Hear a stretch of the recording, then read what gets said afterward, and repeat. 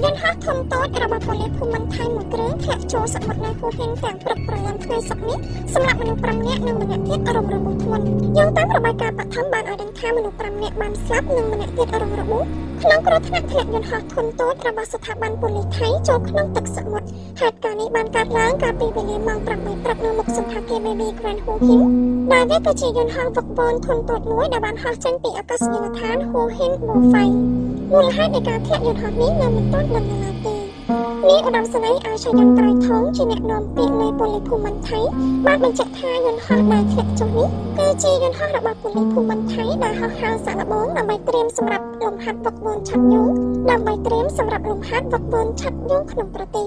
មន្ត្រីប៉ូលីស6នាក់ស្ថិតនៅតួយន្តហោះនេះក្នុងនោះមានអាកាសយានិក3នាក់វិស្វករម្នាក់និងមន្ត្រីមេកានិកយន្តហោះ2នាក់ការស៊ើបអង្កេតកំពុងដំណើរការដើម្បីកំណត់ពីមូលហេតុនៃការធ្លាក់យន្តហោះធំតូចនេះអាជ្ញាធរកំពុងប្រមូលទិន្នន័យពីបំណែកយន្តហោះមានទាំងឧបករណ៍ថតទិន្នន័យហោះហើរឬប្រអប់ខ្មៅនិងសាកសីបច្ចេកទេសដែលមានការគាំទ្រពីភ្នាក់ងារអាកាសចរពាក់ព័ន្ធដើម្បីធានាបាននូវការពិនិត្យឲ្យបានកាន់តែហ្មត់ចត់យន្តហោះនោះជាប្រភេទ DX-6-400 Twin Otter ដែលមានម៉ាស៊ីន turboprop ដែលអាចប្រើប្រាស់បានសម្រាប់ការដឹកជញ្ជូនជាយុទ្ធសាស្ត្រវាជាយន្តហោះទី36នៅក្នុងកងនាវាប៉ូលីសថៃ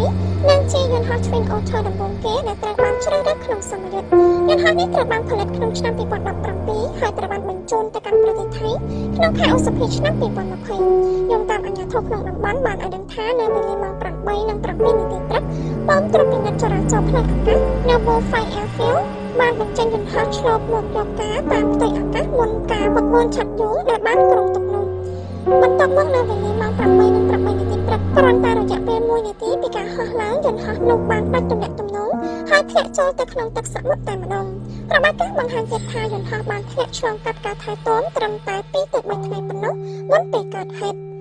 ហមបុនតឹងបាននិយាយថារបាយការណ៍ដំបូងបានឲ្យដឹងថាយន្តហោះធំតូចនោះបានជួបប្រទះនូវសំឡេងម៉ាស៊ីនខ្លាំងស្រដៀងទៅនឹងសំឡេងផ្ទុះភ្លាមៗដែរបន្ទាប់ពីការហោះហើរភ្លាមអាកាសយានិកបានព្យាយាមត្រឡប់ទៅអាកាសយានដ្ឋានវិញប៉ុន្តែមិនសម្រេចស្រាប់តែយន្តហោះនោះធ្លាក់ចូលសមុទ្រតែម្ដងមកដល់ពេលនេះលោកបន្ថែមទៀតថាសត្វប៉ូលីសថៃ5នាក់ត្រូវបានគេរកឃើញអស់ហើយមានមនុស្សម្នាក់បានរងរបួសធ្ងន់ថែមទៀតផង